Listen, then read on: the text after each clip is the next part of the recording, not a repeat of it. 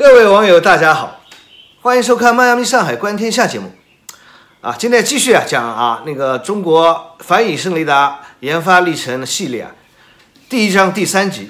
第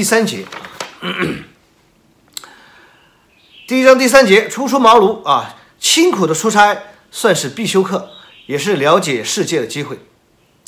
在我们工厂，出差算是必修课，大家都知道。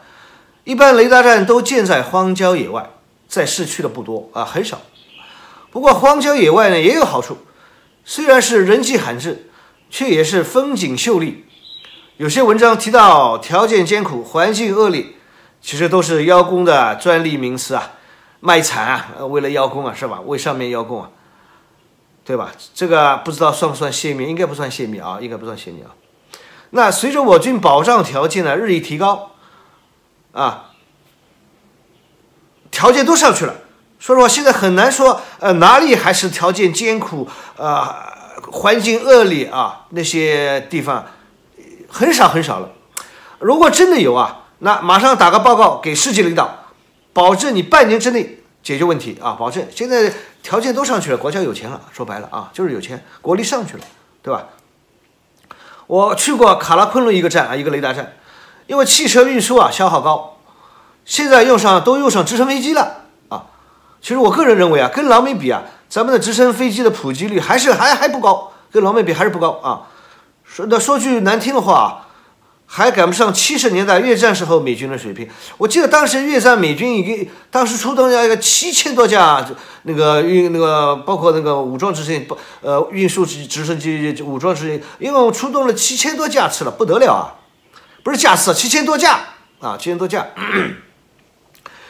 那些个站点以前也不是这样都是靠运输大队进行补给，就是开汽车那多慢效率多低有一次有一个首长去那个雷达站考察，卡拉昆仑山那个雷达站考察突然赶上那个突降大雪了，运输大队也上不去，大雪封山，车开不上去了市长也下不来，可是下边呢还有重要任务那市长呢不能缺席那个有一个任务，市长必须到位到场的。那于是市长呢联系了陆航由陆航开直升飞机上去送给养，那然后回来的时候呢把市长带下来是吧？那这个事情之后呢，那市长也是给大家算了一笔账那直升飞机运输的成本在中等距离上面甚至低于运输大队的成本。你看直升机的成本还比那个开汽车低听说这位市长曾经在陆航待过，也参加过维和，那个眼光跟视野就是不一样见过世面了，对吧？有见识多。那我们军中还是藏龙卧虎的，那肯定的。那军中的那些那个厉害的那个多的是厉害角色太多了再后来听说现在这个雷达站跟附近的几个站的给养都改成直升机运输了，对吧？早就改一个直升机发射干嘛看呢？是吧？那一般呢，去雷达站做技术支持一般都是至少要1个月时间都要至少1个月。如果碰上复杂一点的系统就需要更长的时间，甚至几个月因为雷达校准是很费时间费精力的工作。那个真实的目标不是随时随地都可以有的，是吧？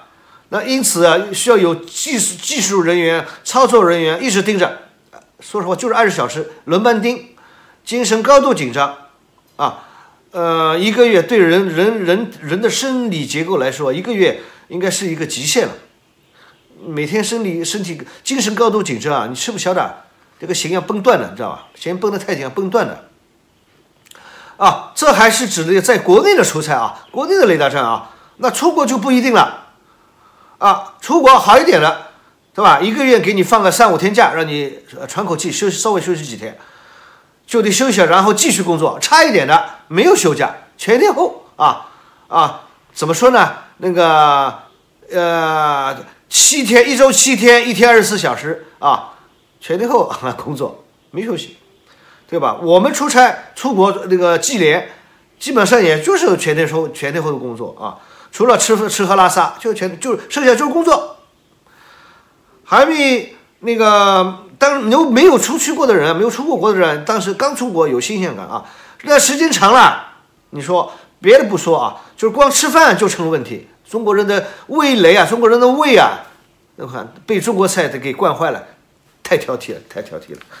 那个说实话，中国菜是这个星球上、地球上是最好吃的菜啊，老外全世界人民都承认，是吧？啊，俗话怎么说啊？由俭入奢易，由奢入俭难。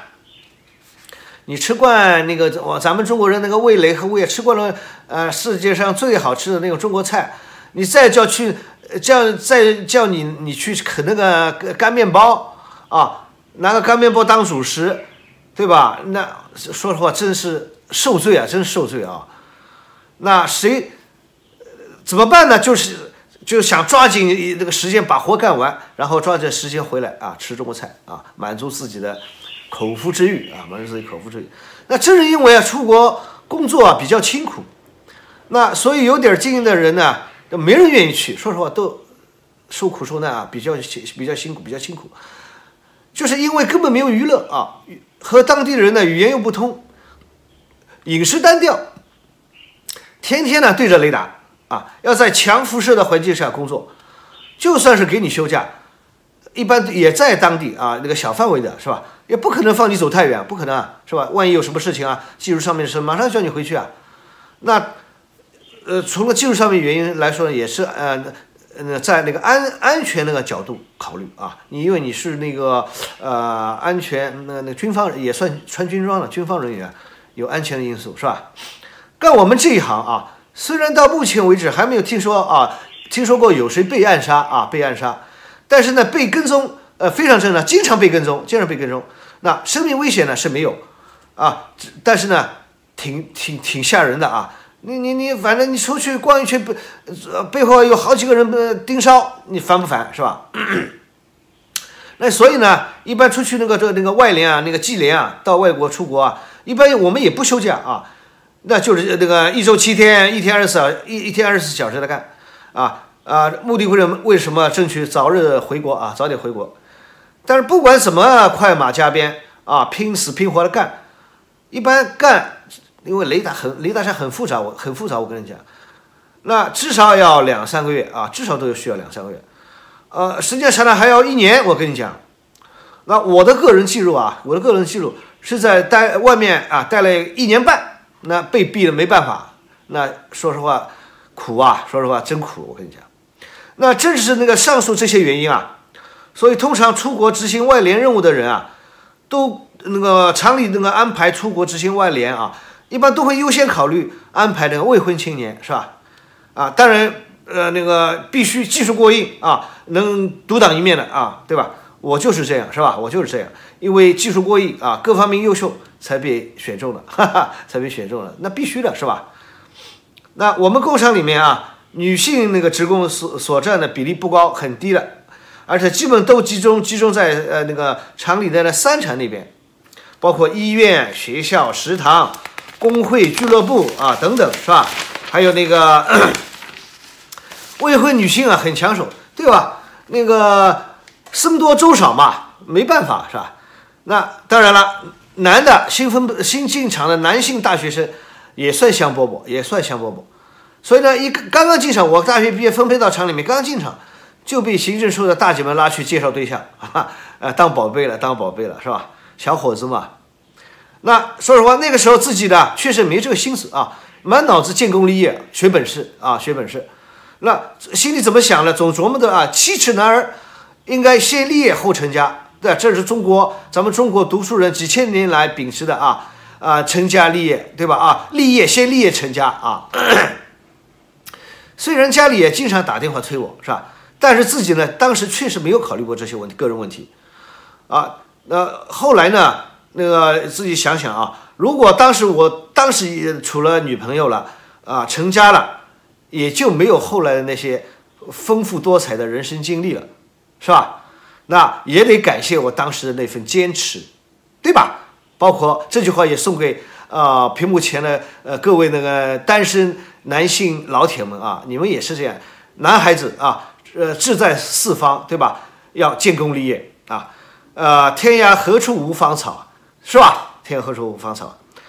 后来啊，我在认识我那个后来我太太的时候，我也在想，年轻的时候没有动心，其实是因为啊，当时没有碰到啊一位能够打动我内心、打动我心的人，没有碰到王八对绿豆啊，没有碰到对上眼的，碰到对上眼的也就立马成亲了，立马成家了，对吧？人就是讲个缘分，特别是男女那个爱情啊、恋爱。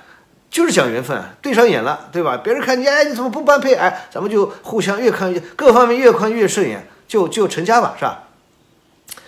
啊，真的是呢，走出国门之后才发现世界真的大啊！所谓龙生九子啊，子子不同。因为工作的关系啊，白人、黑人、黄人、杂色人啊，老的、少的、年轻的啊，我都见识过了。不过说真心话啊，说漂亮。各个人种都有漂亮，但如果说能够让人动心的，还得要数咱们中国的女孩子。中国女孩子是最漂亮，是最能够让人动心的啊！同志们，这集说完了啊！老铁们喜欢的，请点赞、分享、订阅、留言，谢谢大家。